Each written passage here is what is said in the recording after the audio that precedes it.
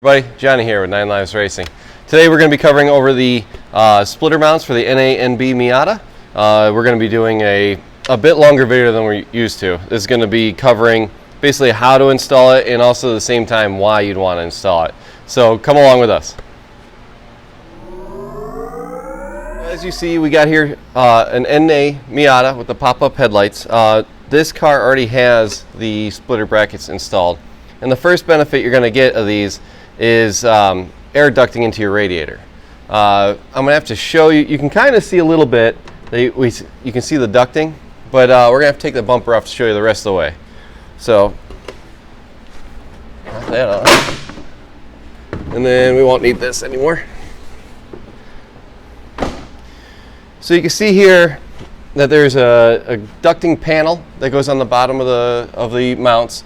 The mounts themselves attach on the side, and there's two little bolts. Actually, can I have the camera?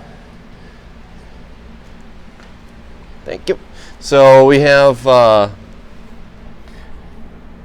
two little bolts up there. You can see it right there, and that attaches in with some two 10mm bolts. You can see the rest of the bracket comes down where the bottom of the air ducting slides in. Now this one's equipped with air conditioning. We designed this before that, but we will make provisions to fit with air conditioning.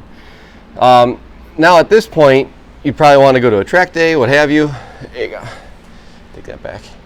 So you probably want to go to track day, what have you, and you're probably going to want your splitter mount. So these can be attached to a splitter at this point. You can get yourself a little bit of angle iron, what have you, and attach it, or you can use the included brackets that actually attach to a splitter. There will be some modifications you need to make to this air dam, or to this air shroud first. The air shrouds themselves are pretty easy to manipulate. We just use a pair of wire cutters or dikes, and you just clip the bottom tabs. Tab comes off on that side.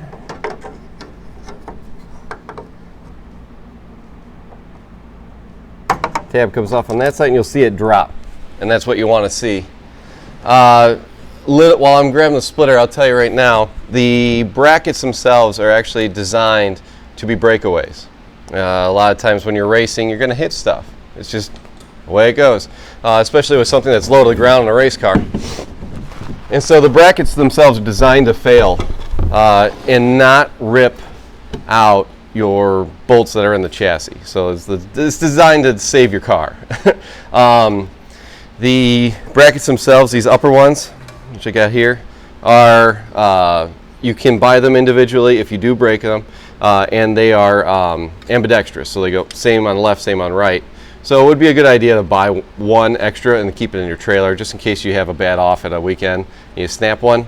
You can just easily just replace it and put it back in. So now at this point we have our lower brackets, which is these, and they are going to slot into the upper brackets just like so, right? And then at that point there's a bolt that'll slide through at that position on both mounts, and then that'll hold it all secure. So I'm going to do that now for you guys.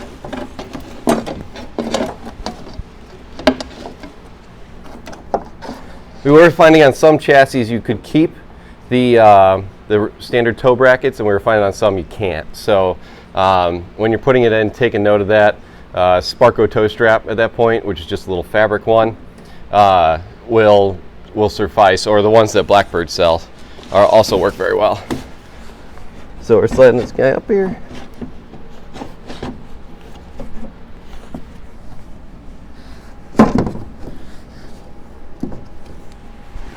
Okay.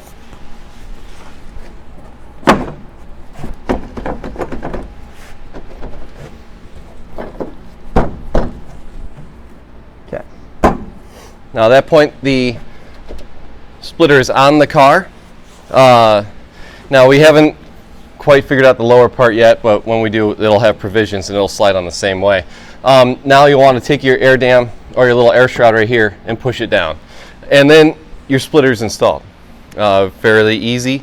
At this point you don't need to mess with anything out of the ordinary. A few things, you'll see these brackets and the angles that they're sitting at are very pronounced. kind of like a rhino's horn. Now we have it this way because this angle here is 4.5 degrees. NASA, SCCA, a lot of organizations say that if you have an air dam, which is what this is built for,